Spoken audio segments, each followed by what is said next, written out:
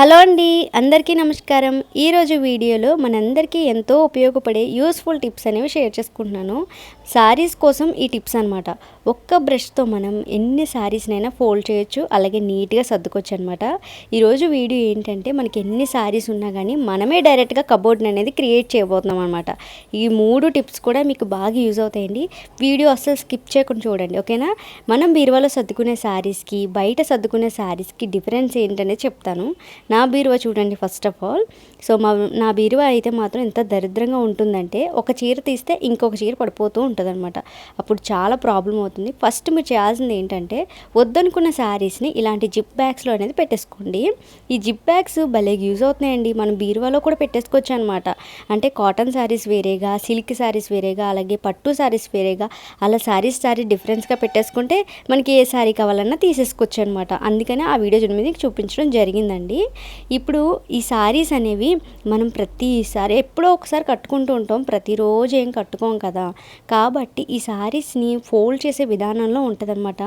మన బీరువా ఆర్గనైజ్డ్గా నీట్గా ఉండాలంటే ఒక చీర తీస్తే ఇంకొక చీర పడిపోతూ ఉంటుందన్నమాట. సో నా బీరువా చూస్తున్నారు కదా, నేను ఒక చీర తీసేలోపు మిగతా కూడా పడిపోతూ ఉంటాయి. అలా పడిపోకుండా ఉండాలి అంటే నేను ఒకటి కనిపెట్టాను అనమాట. అదే నేను ఇక్కడ మీకు చూపిస్తున్నాను. మనం యాక్చువల్గా శారీని వచ్చేసి ఇలాగ మడత పెట్టేసుకుంటూ ఉంటాము.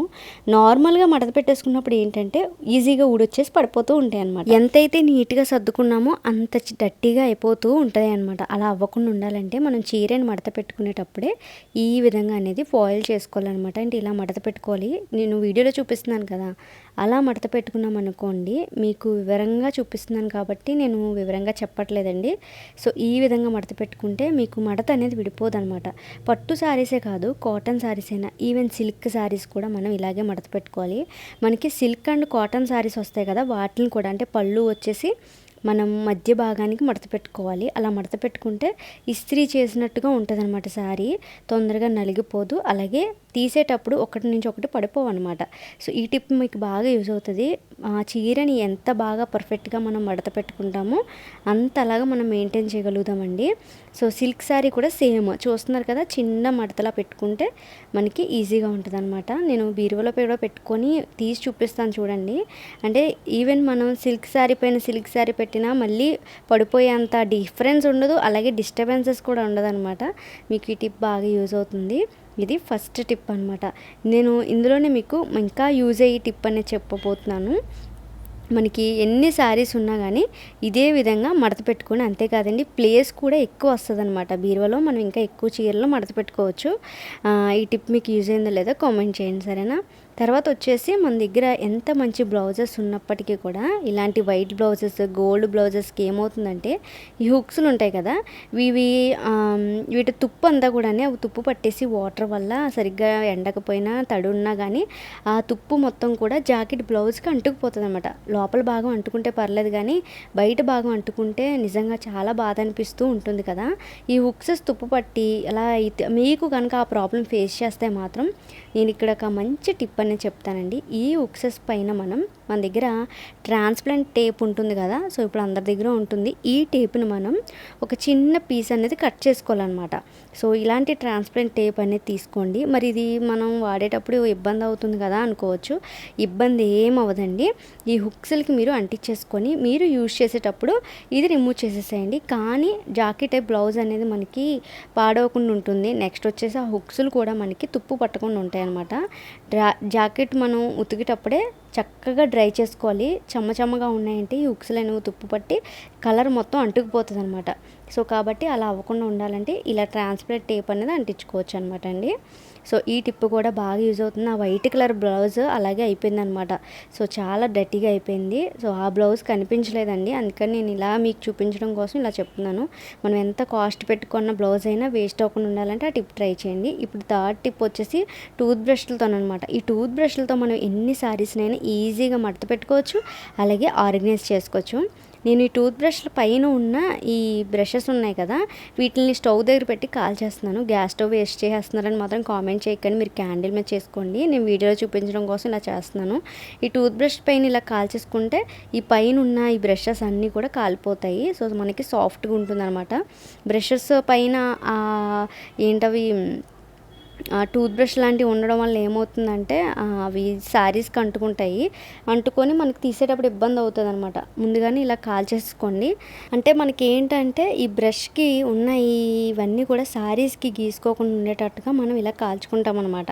ఇలా కాల్చేసుకొని నా దగ్గర 3 బ్రషెస్ ఉన్నాయన్నమాట. అందుకని నేను 3 వాటితోనే చెప్తున్నాను. అలాగే ఇంకొకటి కూడా ఉంది ఇందులోనే, అదేంటో చెప్తాను.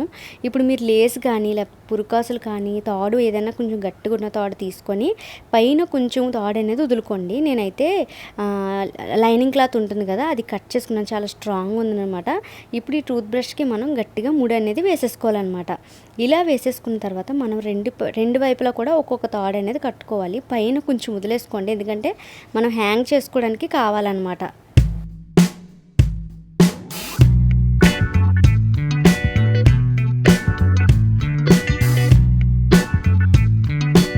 చూస్తున్నారు కదా, ఈ విధంగా టూత్ బ్రష్లు మొత్తం కూడా కట్టేశాను. నా దగ్గర ఇంకా ప్లేస్ ఉంది కాబట్టి నేను ఇక్కడ దువ్వెనలు తీసుకున్నానండి.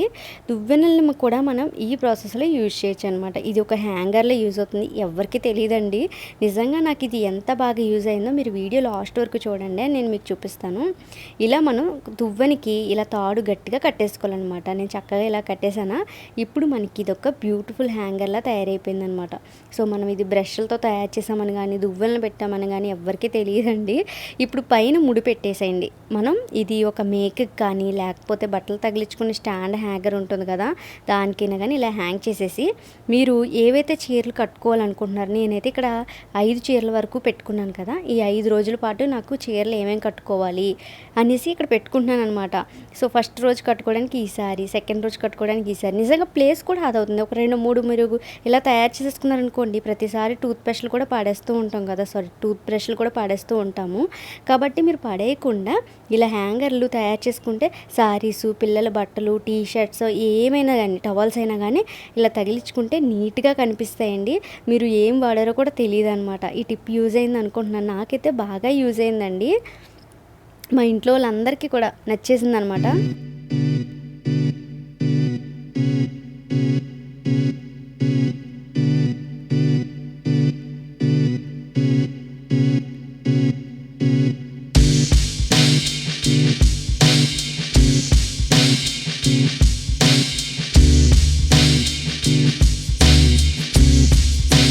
Thank you.